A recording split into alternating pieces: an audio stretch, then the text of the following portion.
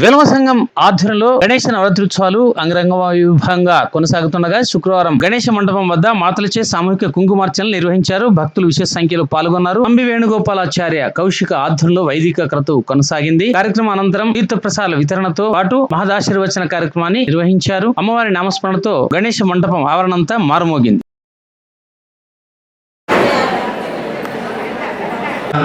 సమృద్ధిగా చేసుకుంటున్నాడు. అటువంటి ఉత్సవాలు పరమాత్మ ఏ అవతారం ఎత్తిన దశావతి అనొచ్చు, కొంతమంది అమ్మవారు అనొచ్చు, కొంతమంది శివుడు అనొచ్చు, కొంతమంది స్కందుడు అనొచ్చు. ఏ రూపంలో వచ్చినా పరమాత్ముడు ఆయా రూపాల్లో వచ్చి మన మనసులో ఉండేటువంటి కోరికలు నెరవేరుస్తాడు. నిజంగా కోరికలు నెరవేర్చడానికి పరమాత్ముడు ఉన్నాడంటే కాదు. మనం ఎన్ని జన్మలెత్తో మానవ జన్మలు ఎత్తుతున్నాం. ఈ మానవ జన్మ ఇలానే ఆ వేడి తాపం అంతా తగ్గిపోయింది. ఆనాటి నుంచి ఈనాటి వరకు పరమాత్ముడికి గరిట ఎవరైతే పెట్టుకుని పొందుతాడు అటువంటి గరిట ప్రతినిత్యం కాకపోతే దూర్వ అష్టమి అనే ఒక రోజు, ఆ రోజైనా ఒక గరిట పెడితే చాలు పరమాత్ముడు సంతృప్తిని చెందుతాడు. నాకేమనిపిస్తుందంటే ఋషులు చేసినారు తపస్సు, దేవతలు తపస్సు చేసినారు, పరమాత్ముడిని ప్రసన్నం చేస్తున్నారు.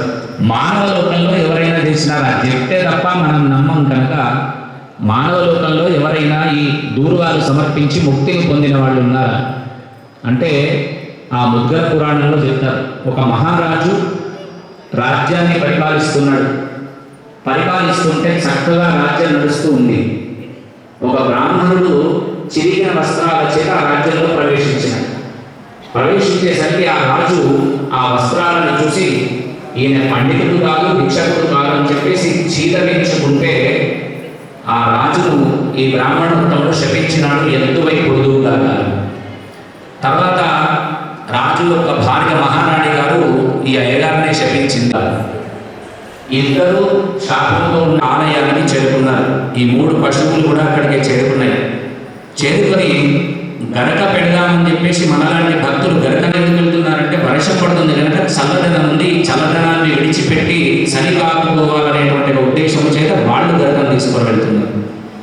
వెళ్ళేసరికి గరకంతా నానిపోయింది, అంటుకోదని చెప్పేసి ఒక పక్కకు వేస్తే ఈ గరక పూజ కోసమే 3 పోట్లాడడం చేత ఆ కాళ్ళకు ఆ గరకు అంటి ఆ మూలంలో ఉండే మట్టితో సహా అక్కడ ఉండేటువంటి వినాయకుడికి చేరుకుంటారు. ఆ గరక వెంటనే ఆయుష్ మూడింది, వీళ్ళకి ఆయుష్ తీరిపోయింది. తీరిపోగానే యమభటులు ఒకవైపు నుంచి వస్తున్నారు.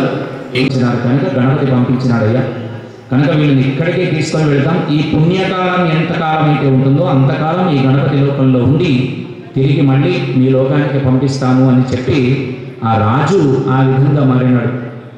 అటువంటి గరిక మనం ఇక్కడ సమర్పిస్తున్నాం. 1 కాదు 2 కాదు 105 అంటుంది గురువు అష్టకం. అటువంటి గురువును మనం ఈనాడు పిలుచుకొని వారి యొక్క ముఖత ఒక 108 నామాలు మనస్సును పెట్టి చేస్తే ఆమె ఏమిస్తుందంటే నీరు దేవదేవి గరుడ సుందరేది శాకంలోని శశిశేఖర వల్ల పెట్టి కనకధార స్తోత్రంలో ఒక్కసారి అమ్మని పిలిస్తేనే కనుక వర్షం కురిపించింది. అటువంటి అద్భుతమైనటువంటి కవితలు ఇంత సామూహికంగా ఆమెకు ఇష్టమైంది ఏమిటంటే కూడా లలిత సహస్రనామంలో చెప్తుంది సువాసన అర్చన ప్రీత. సువాసనలు పూజిస్తేనే ఆమెకు ఇష్టం. ఏమి సమర్పించకుండా కేవలం చిటికెడు కుంకుమ సమర్పిస్తే చాలు సౌభాగ్యాన్ని ఇచ్చేటువంటి ఒక తల్లి ఆ జగన్మాత కనుక ఆమెను అర్చించుకున్నందుకు సౌభాగ్యం నిరంతరం ఉండాలని మనం గురువుగారి యొక్క ముందుగా చెప్పుకుంటాం. 5-10 నిమిషాలు వారి ఇక్కడికి చేరుకుంటారు. ఒక భగవన్నామ సంకీర్తన అయిపోయే లోపు ఇక్కడ కుంకుమార్చన ప్రారంభమవుతుంది కదా తెలియజేస్తూ మరి ఎవరి ఆజ్ఞానంతో వాటి లడ్డు వేలం ఇక్కడ 9 రోజులు ప్రసాదంగా నివేదన చేసినటువంటి లడ్డు వేలం ఉంటుంది కదా. మాటలంతా పాల్గొని స్వామి యొక్క పాల్గొని కావాల్సిందిగా కోరుతున్నాను.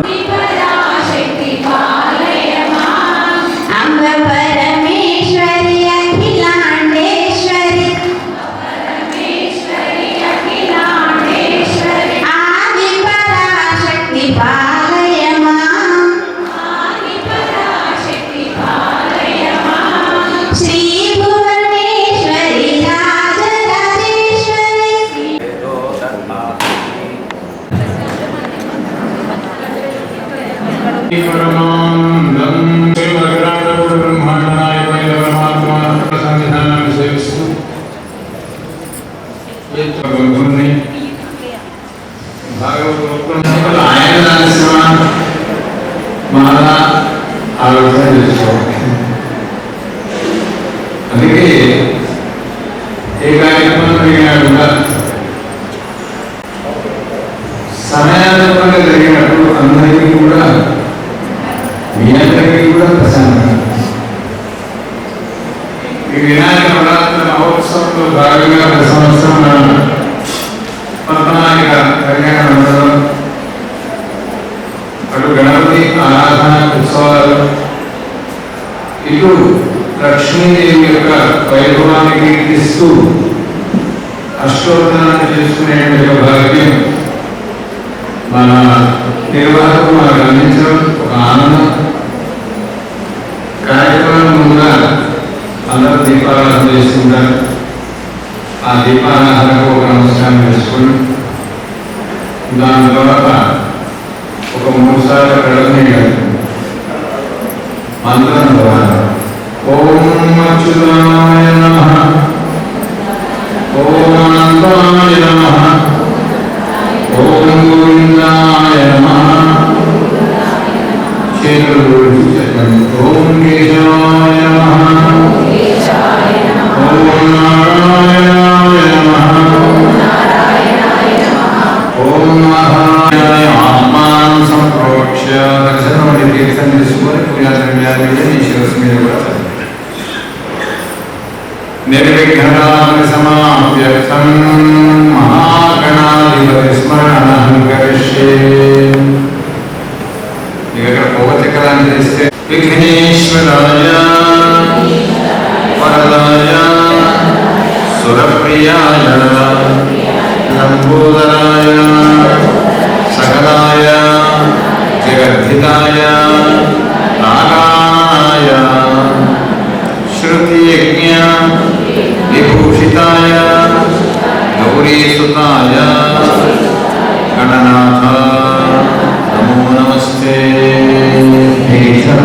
పైన అక్షరం వేసుకొస్తాను.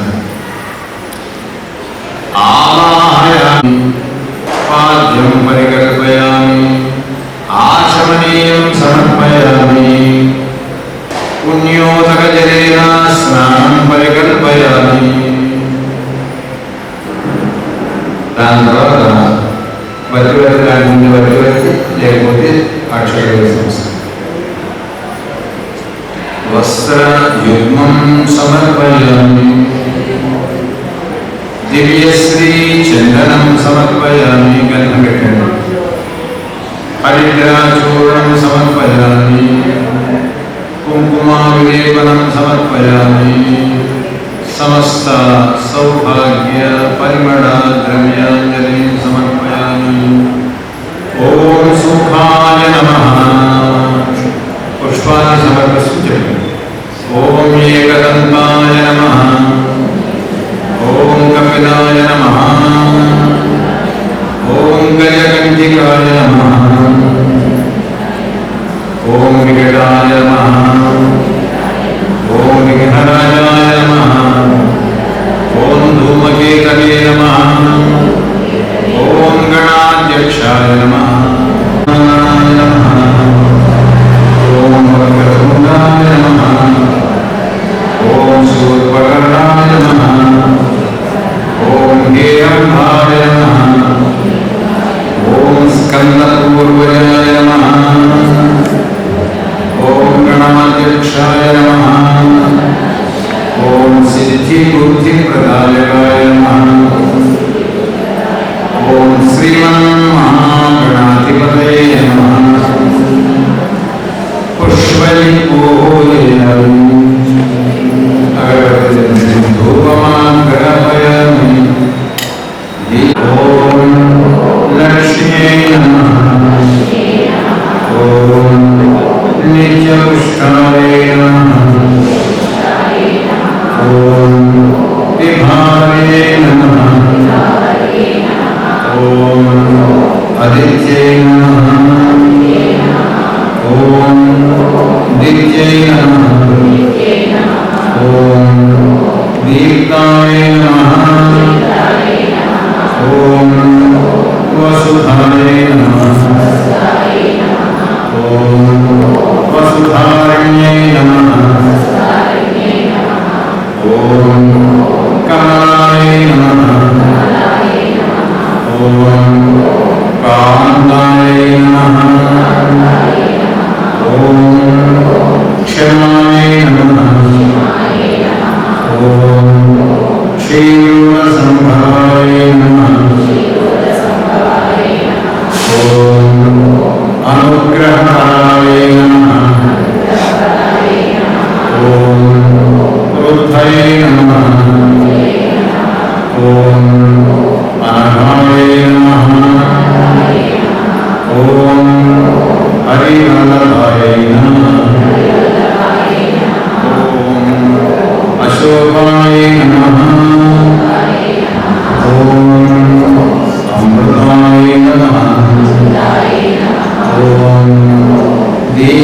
नमः।